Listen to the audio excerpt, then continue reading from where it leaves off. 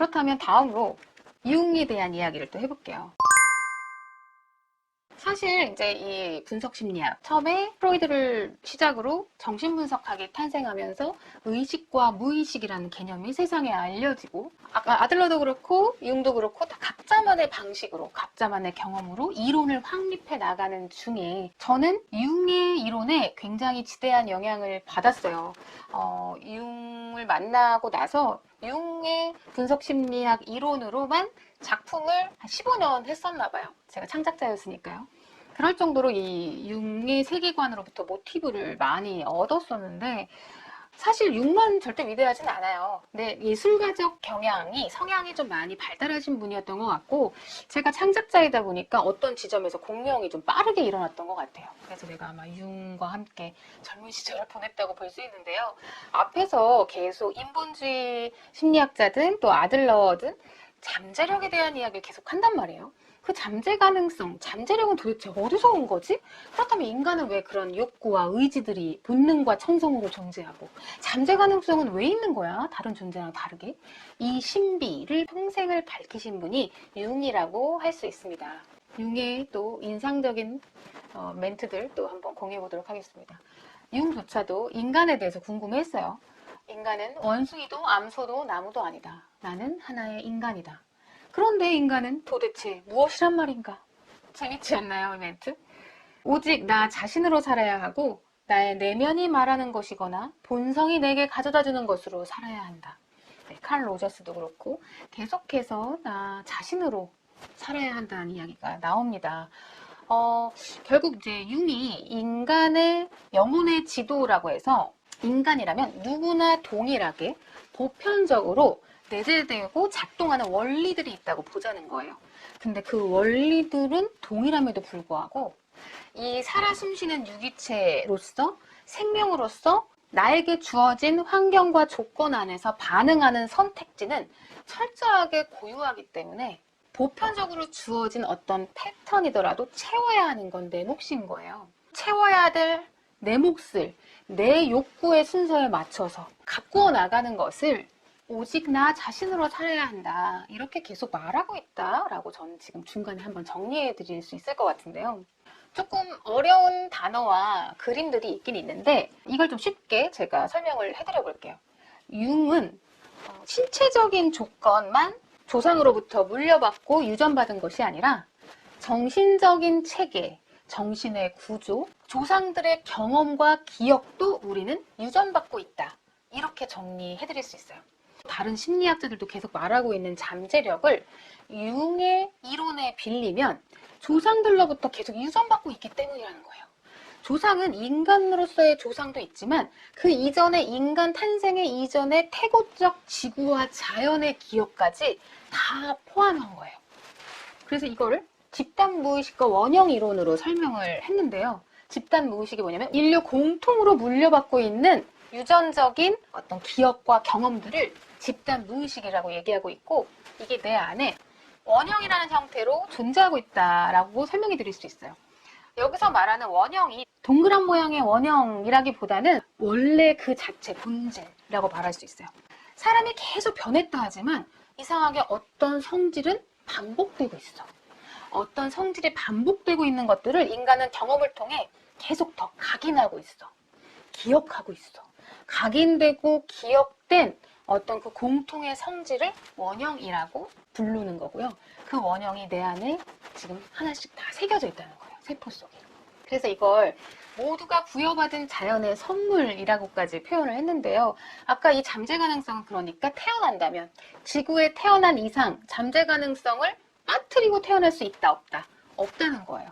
조상들의 모든 선 경험, 지구와 자연의 모든 태고적 기억들이 내 안에 유전되고 있기 때문에 네 안에 사실은 다 있다는 거예요. 어떤 패턴들이. 그럼 그 패턴들이 살아 숨쉬게 하는 건 누구의 몫이다? 나의 몫이에요. 살아 숨쉬는 내가 그 패턴들을 활용해서 생기를 불어넣고 내용을 채워야 하는 거예요. 그렇게 내용을 채워가는 거, 내가 중심이 돼서 나의 우선순위, 나의 조건, 나의 환경에 따라서 그 패턴들을 채워나가는 과정을 정신의 발달이자 인격의 발달이라고 표현했어요. 잠재 가능성들을 선물로 받았는데 하나도 사용하지 않는다면 우리는 발달할 수 없다. 정신은 멈춰 있을 것이다. 그래서 정신이 발달하도록 가려는 의지 또한 유전받고 있다고요. 우린 발달하고 싶어요. 인격을 발달시키고 싶어하는 의지까지 유전받았거든요. 그 받은 유전이 자기실현 의지이고 개성화 과정이고 무의식의 의식화 과정이라고 표현할 수 있고요.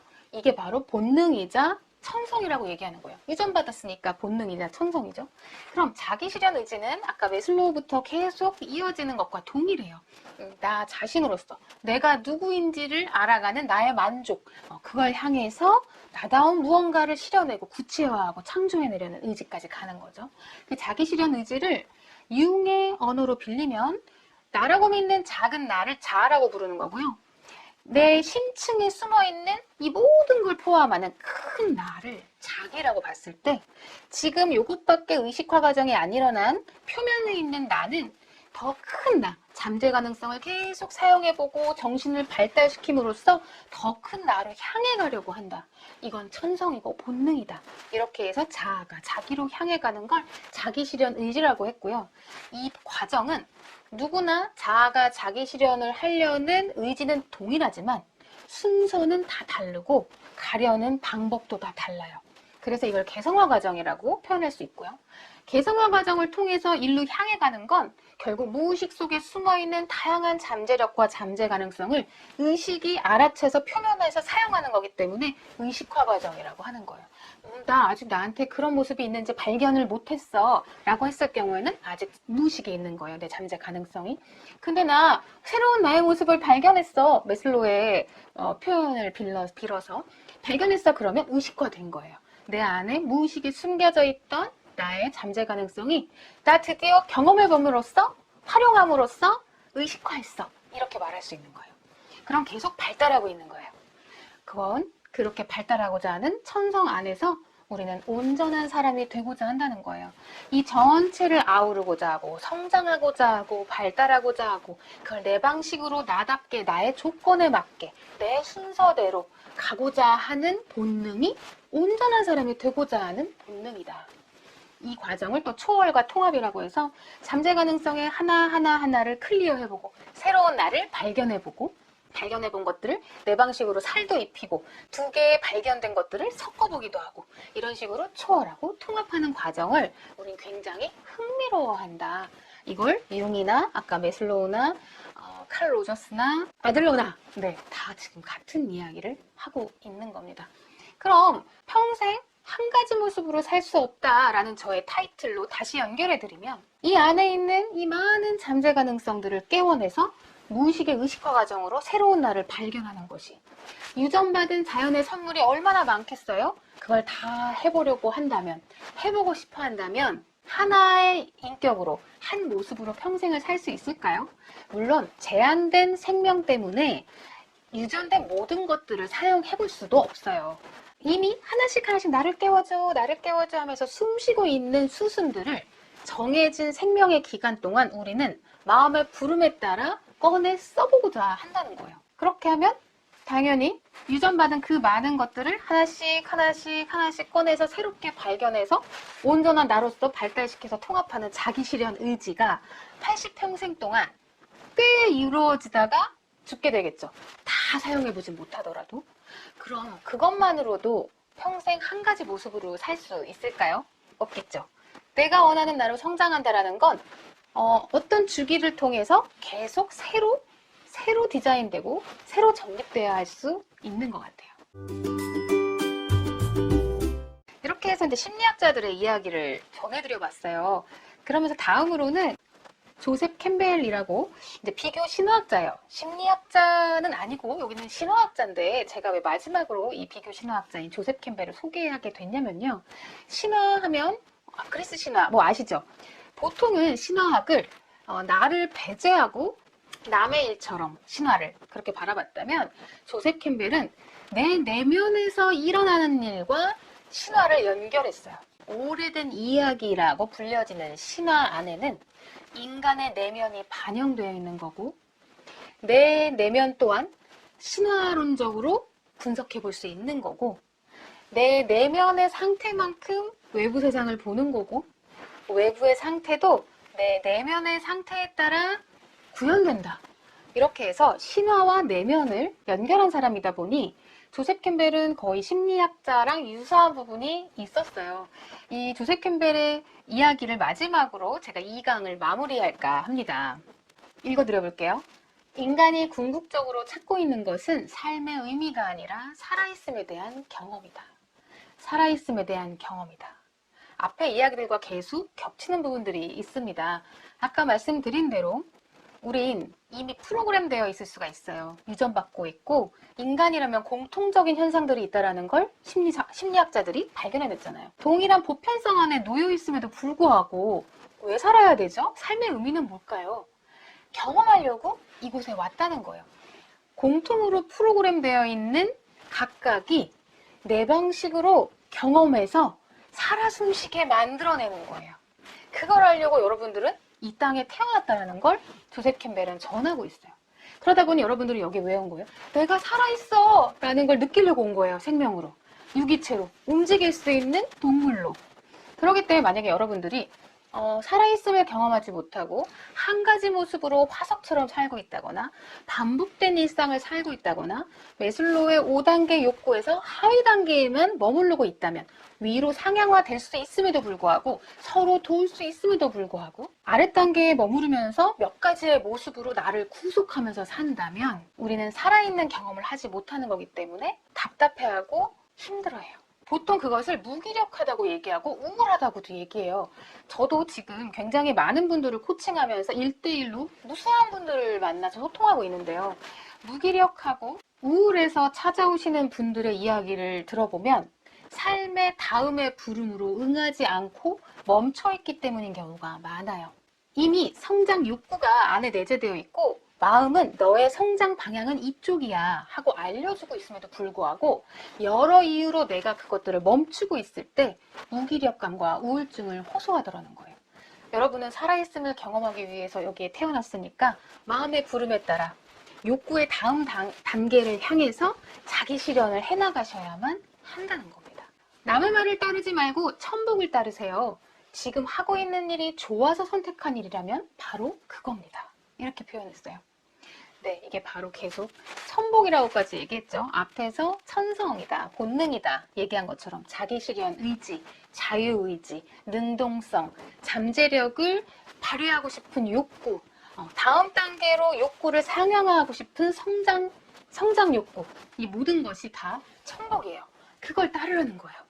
남들의 말을 따른다는 건 내 경험으로 만들지 못하는 거죠. 보편적으로 프로그램 되어 있는 우리 인간의 객체를 내 방식으로 채워나가야만 하는데 남의 말을 따른다면 내 방식으로 나의 잠재 가능성을 사용할 수가 없잖아요.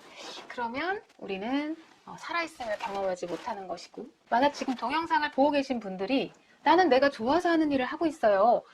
그렇게 생각하고 계신다면 아마 천복을 따르고 계신 겁니다. 다음으로 우리 자신을 구하면 세상도 구원됩니다. 이게 제가 성장 연습의 타이틀에 사용한 우리로 가는 열쇠, 내가 원하는 나로 성장하기랑 만나는 지점이에요. 만약에 나의 성장 욕구라던가 잠재 가능성들을 억압하고 나의 부름을 따르지 않고 갈등을 만들지 않고 평화롭기 위해서 남의 말을 따르는 것이 이건 착한 일이야, 좋은 일이야 라고 생각하고 그렇게 생활하고 계신다면 뜻밖의 세상을 구원하지 못할 수도 있다 이렇게 말을 해요. 결론은 나의 천성과 본성을 따르지 않으면 사람은 무기력에 빠진다고 했잖아요. 네, 우울증에 빠져요. 내가 건강하지 못하고 살아있다고 느끼지 못해요. 최종적으로는 한 시절 남의 말을 따라주는 것처럼 해서 누군가에게 착한 일을 한 것 같지만 장기적으로는 누군가를 도울 수가 없어요. 내가 건강하고 싱싱하고 자기 실현 욕구를 통해서 내가 살아있을 때 생명력이 뿜뿜할 때만이 누군가를 진짜 도울 수 있고 그 도움은 어떤 방향으로 가야 하는가? 상대도 자기 실현을 할 수 있도록 도와주는 것이 진정한 도움이 되는 거죠. 그들이 자신의 잠재 가능성을 깨워내서 내가 원하는 나로 성장하도록 서로 도와주는 것이 진정한 세상의 구원이 아닐까 저도 이렇게 보태봅니다. 자기 나름의 자기의 길, 자기만의 독특한 경험을 향한 잠재력, 다른 사람은 체험해보지 못한 것, 다른 사람에 의해서는 체험될 수 없는 것, 바로 이 살아있음에 대한 경험을 조셉 캠벨은 많이 강조하신 분입니다. 우리가 더 나은 나로 나아가고자 하는 과정을 간다고 해서 의식주와 생리적 욕구, 생존을 버리라는 것이 아니라 매슬로우의 말 맞다나 그것부터 해야 일로 갈 수 있어요. 그건 기본이고 거기서 멈추지 않고 우리의 내면의 소리에 따라 부름에 따라 계속 더 나아갈 때 우리는 살아있음을 느끼고 행복해한다. 이렇게 계속 정리해 드릴 수가 있는데요. 그래서 총정리를 이렇게 적어봤어요. 인간 안에는 자유의지가 있고 성장하고 싶어하는 욕구가 있고 자기실현 욕구가 있다라는 거. 더 이상 설명 안 해도 다 아시겠죠? 내가 누군지 알고 자신이 되고 싶어한다.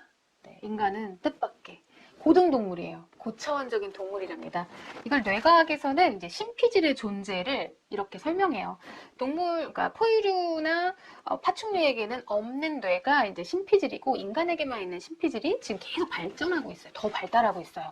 그 부분이 바로 이런 것들을 내포하는, 이 욕망을 내포하는 뇌의 한 부분인 것 같아요. 인간은 그렇게 고차원적인 문제를 해결하고 싶고 더 나아지고 싶어하는 존재라는 거. 그런 의미에서 인간은 기계도 사물도 식물도 아니다. 인본주의적 관점에서 그렇다면 그런 인간답게, 인간 다음으로 산다는 건 무엇일까? 본성과 천성으로 많은 것들이 이미 잠재되어 있는 존재라는 거. 융의 심리학에서 유전되고 있다라는 표현부터 그 전에 이미 많은 임상을 통해 사람들을 관찰해보니 자연스럽게 이러고 있더라는 거까지 해서 우리는 많은 것들을 이미 갖고 있어요. 내 안에 다 있다는 거예요. 살아있는 경험 자체에서 만족을 얻는 존재. 결국은 내가 살아있고 내 안에 새로운 모습들이 계속 발견되면서 하나의 고정된 모습이 아니라 평생을 다른 모습으로 성장해 나갈 때 우리는 만족감을 얻기 때문에 뜻밖의 결과론적인 걸 중요시하는 것 같고 결과에 집착하는 것처럼 보이지만 그건 우리가 방향을 잘못 설정했기 때문이다. 나의 살아있음을 체험하고 있고 내 안에 새로운 잠재 가능성들을 깨워내면서 다양한 나를 경험하다 보면 우리는 그것 자체로 너무 행복하구나 라고 다 느낀다는 거예요. 따라서 평생 한 가지 모습으로 살 수 있다 없다? 없다. 내가 원하는 나로 성장한다는 것은 그때그때 부름에 따라서 새롭게 디자인돼야 하는 것이다. 그럼 이제 1강에서 내가 원하는 나로 성장하기가 왜 지금 21세기의 성장 방향인가에서 내가 원하는 나로 성장한다는 것은 한 가지 모습을 정해놓고 쭉 간다는 것이 아니라 마음의 부름에 따라 다양한 나의 잠재된 가능성들을 깨워내면서 경험하는 것이라는 거. 네, 이렇게 해서 2강을 마무리해도 될까요? 네, 이제 또 3강 기대해주세요. 3강은 여러분들을 해방시켜 드릴 겁니다. 이렇게 더 나은 내가 되고자 하는 인간 다음으로 한 발짝 더 나아가실 수 있도록 또 3강 잘 준비해 보도록 하겠습니다.